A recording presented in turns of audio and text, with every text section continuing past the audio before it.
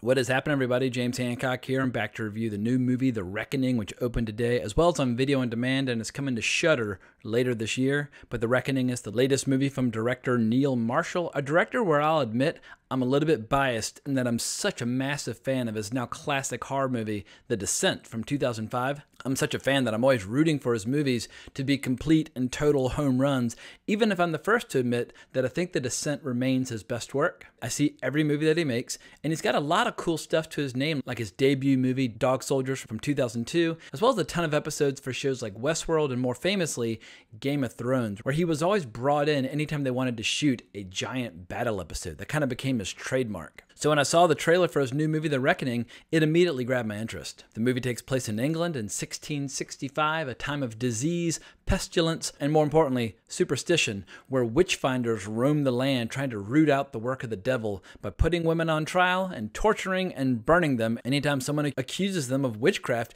even with the flimsiest of evidence. If that sounds to you reminiscent of our global pandemic and witch hunts on social media, then you are not alone. But these trials, they actually happened, and it's estimated around 500,000 women were put to death in such a manner back in the 1600s and 1700s.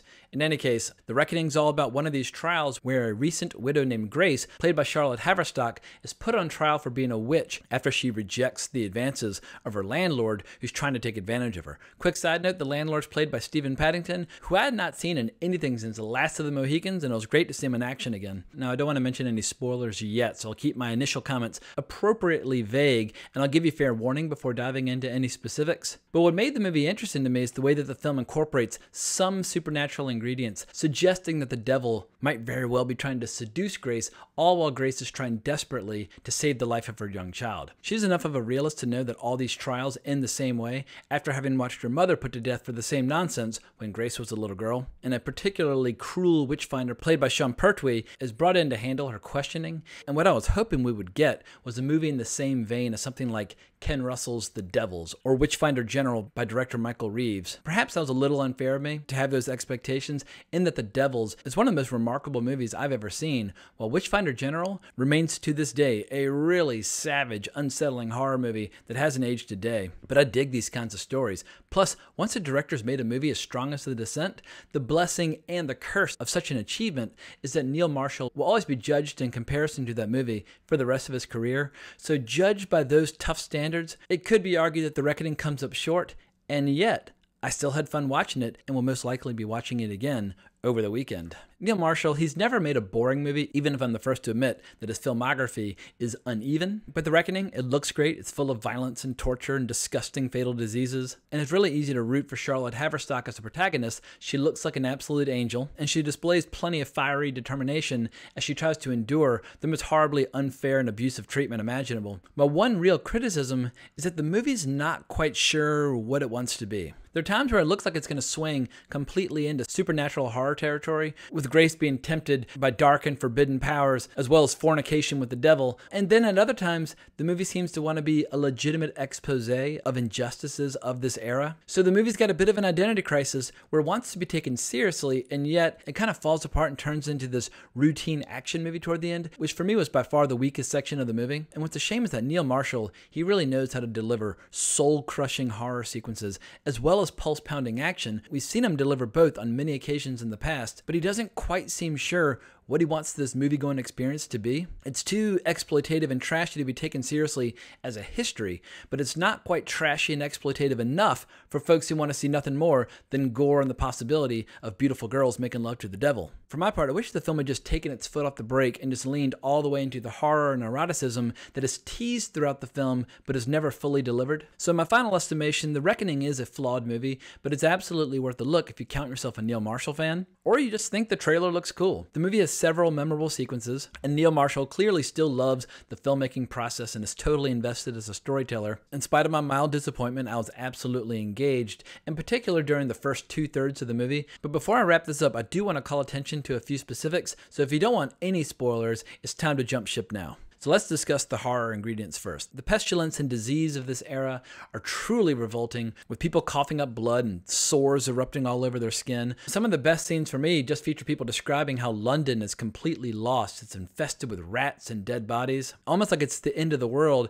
and I love this stuff, and I wish Neil Marshall had just said fuck it and gone all in. And speaking of scares, there was one really good jump scare that totally got me when Grace has this dream about making love to her dead husband, only to roll over and find his diseased corpse in her bed. And speaking of which, Charlotte Kirk, she's very easy on the eyes, and she teases a decent amount of skin throughout the movie, but I would characterize these scenes as titillation at best. In one dream sequence, we see her nearly succumbing to the temptation of getting in league with the devil, which was probably the most visceral scene of the movie. But one of the major flaws of this movie, in my opinion, is how the demonic ingredients basically vanish in the final third, making me wonder why were they used in the first place. Grace should have either had this big dramatic scene where she rejected the devil outright, or if I had my way, she should have joined forces with them and burned all of her enemies to ashes, dooming them to eternal pain and misery. But instead we get these kind of half-hearted scenes of Grace running around like Errol Flynn fighting people with a sword, and these scenes just pale in comparison to the kick-ass action scenes served up by Neil Marshall in The Descent, which is basically a movie about 6 chicks with picks going on a murderous rampage fighting bat people. It's absolutely incredible. And the supporting cast was a little weak as well. Witchfinder Moorcroft's right-hand woman, this former witch who's covered in scars from being purified, she initially has this really cool setup as the ultimate knife-wielding enforcer, but her character never really delivers on this hardcore threat that she's supposed to represent, and by the end of the movie she's just kind of this unintimidating old lady. I don't quite get what they were trying to do with her character, but I will admit that Moorcroft is a pretty cool villain, and I like the twist that he was also responsible for putting Grace's mother to death, but he's largely absent from the film's climax as Grace is prancing around the castle dueling with guards, all while Moorcroft is trapped in a room that's on fire. And the film's biggest selling point, the trial and subsequent torture scenes, they're intense. And I won't deny that there were times where I was kind of squirming in my seat. I mean, there's one implement of torture that they use that is truly revolting when you think about what it would actually do to the human body. But if you're one of those film goers that's drawn to really gruesome, graphic, intense movies like the above-mentioned film The Devils from director Ken Russell, a movie like that makes The Reckoning feel very tame in comparison. Once again, it's totally unfair of me constantly comparing The Reckoning to one of the most astonishing and traumatizing films that I've ever seen, but given the subject matter, it's absolutely inevitable because the two films are kind of playing in the same sandbox. In any event, I think what I'm going to do this weekend is simply revisit my favorite scenes from the movie, because there are a couple scenes that I really enjoyed, but I'll likely take a pass on revisiting the final act, which is where the bulk of my criticisms come from. And I should also add, I remain a giant Neil Marshall fan and will continue to watch every movie he makes, and fingers crossed, one of these days he might even surpass The Descent and blow our minds all over again.